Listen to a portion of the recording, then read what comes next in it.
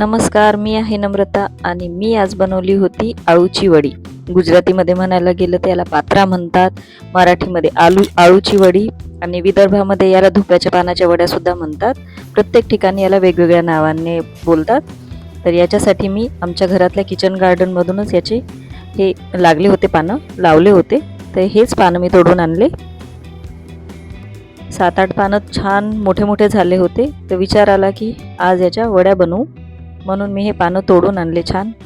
खूप छान फ्रेश पानं आहेत ही आणि फ्रेश पानांचं त्याची टेस्टही तशी छान लागते. हे पहा किती सारे पानं आहेत ही.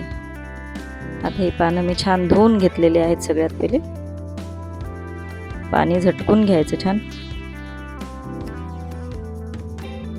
आता मी याचं बॅटर बनवते. याच्या आतमध्ये जे स्टफिंग लागेल ना ते बनवून घेतलं.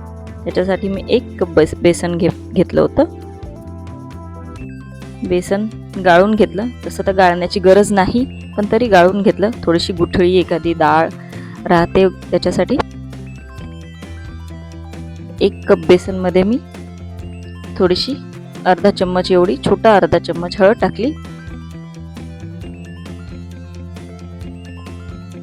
म्हणजे सगळे ड्राय मसाले याच्यामध्ये टाकून घ्यायचे. धना पावडर, लाल तिखट, चवीपुरतं मीठ. लाल तिखट तुमच्या इच्छेप्रमाणे कमी जास्त करू शकता. तुम्हाला खूप जास्त स्पायसी खायचं असेल तर थोडंसं जास्त टाकायचं. नाही कारण का लहान लेकरंही खातात ना, म्हणून त्यांच्यानुसार थोडंसं कमी तिखट टाकलं मी. माझे लहान मुलं आहेत ना म्हणून. गरम मसाला पावडर आणि मीठ.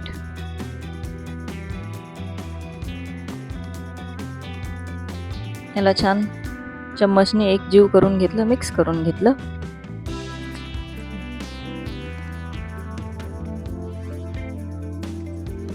आणि आता याच्यामध्ये मेन इन्ग्रेडियंट टाकला. याने कसं हे जे पानं आहेत ना याने चरचरतं खाल्ल्याच्या नंतर घशामध्ये. तर हे चिंच आणि गुळाचं मिश्रण टाकलं ना तर त्याच्याने नाही चरचरत, म्हणून हे टाकायचं. नाही टाकलं तरी ठीक, म्हणजे काही पानं तसे होतात, काही नाही होत. पण हे टाकल्याने ह्याची टेस्ट सुद्धा छान टँगी अशी आंबट गोड छान टेस्ट येते आणि घशामध्ये चुरचुरत नाही. म्हणून हे स्किप नका करू, हे टाकाच. आता याला मिक्स करून घ्यायचं.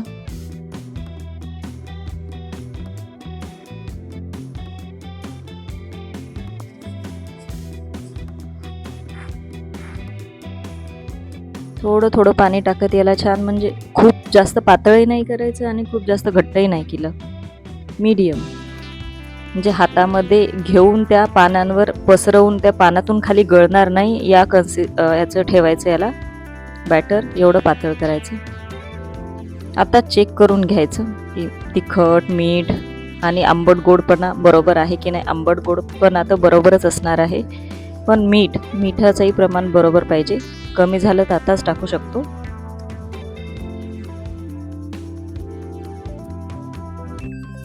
झालं, हे बॅटर तयार झालं.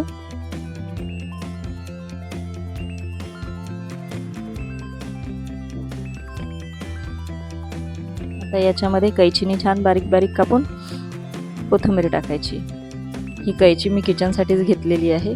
मिरच्या वगैरे कापण्यासाठी नाही का. मिरच्या हाताने कापलं तर हातांची आग होते, खूप वेळपर्यंत हात असं झिंझिन होत राहतात हातात. म्हणून मी हे कैचीने सांबार म्हणजे कोथिंबीर आणि मिरची कैचीनेच कापते त्याच्यासाठी. आता हे परफेक्ट बॅटर तयार झालेलं आहे. आता एका प्लेटमध्ये पान ठेवायचं. याला थोडंसं देठ आहे ते काढून घेतलं.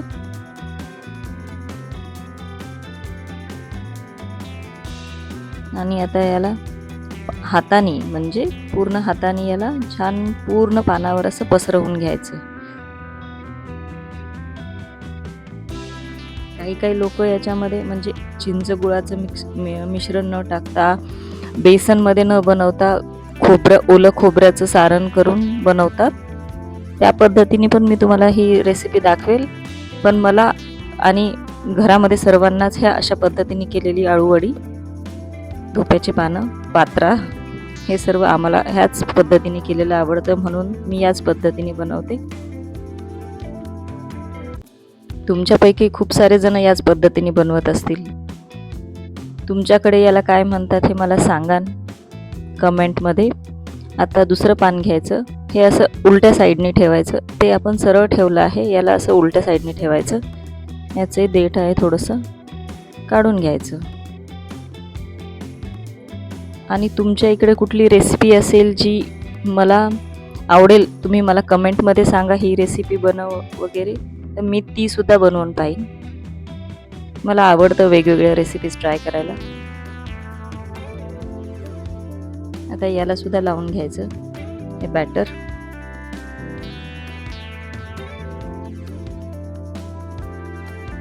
आणि झालं, ह्या आळू वड्या तयार आहेत बॅटर भरून.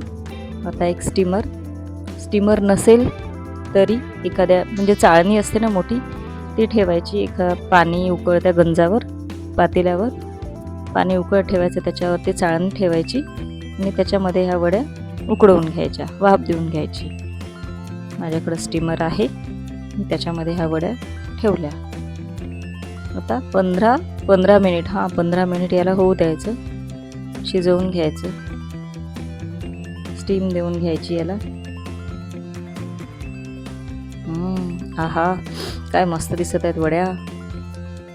म्हणजे आणखी झाल्या नाही आहेत, आता आणखी याला बनवायचं बाकी आहे. चेक केलं मी, झालं आहे, शिजलं आहे बरोबर. गॅस बंद करून दिला. हे वाफ नाही जाऊ म्हणून थोडंसं परत याला झाकून ठेवलं. आणि आता या वड्या फ्राय करून घ्यायच्या. फ्राय करण्याच्या पहिले याला या वड्या थंड होऊ द्यायच्या पहिले आणि याला कापून घ्यायचं.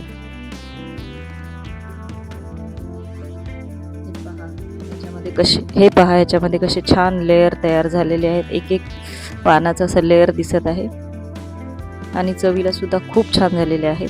मी एक अशीच वडी खाऊन पाहिली, मस्त चटपटीत झालेली आहे. तिखट, मीठ आणि आंबट गोडपणाचं एकदम व्यवस्थित बॅलन्स झालेलं आहे.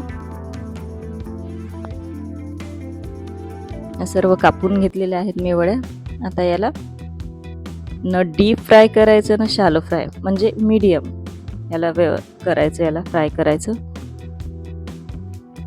तिळं असतील तर तिळं लावायचे, याला लागत नाही. थोडंसं प्रेस करून याला दाबून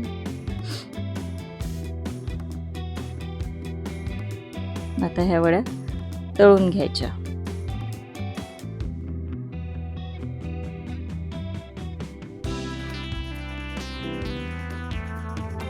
शक्यतो असा वाईड पॅनच वापरा तळण्यासाठी, म्हणजे भरपूर एकाच वेळी भरपूर वड्या तळल्या जातात. अशी खोलगट कढई घेतली, त्याच्यामध्ये एवढ्या वड्या नाही टाकू शकत. हे पहा, असा छान लालसर रंग येतपर्यंत तळून घ्यायचं. क्रिस्पी होऊन जातात छान ह्या. मी याच्यामध्ये सोडा वगैरे काहीच टाकलं नाहीये बेसनमध्ये. आता याला टिश्यू पेपरवरती काढून घ्यायचं, म्हणजे जे तेल एक्स्ट्रा दिसत आहे ना ते निघून जाईल. ते टिश्यू पेपर सोक करून घेईल तेल. आणि ह्या सगळ्या वड्या काढून घ्यायच्या आणि तयार आहेत चटपटीत अशा आंबट गोड छान वड्या. तुमच्याकडे याला काय म्हणतात हे मला कमेंटमध्ये नक्की सांगा. आणि माझ्या चॅनलला लाईक, शेअर आणि सबस्क्राईब करायला विसरू नका. आणि तुम्ही तुमच्या इकडच्या रेसिपीसुद्धा मला कमेंटमध्ये नक्की सांगा, मी त्यासुद्धा बनवेल. आणि सखी चॅनल पाहत राहा.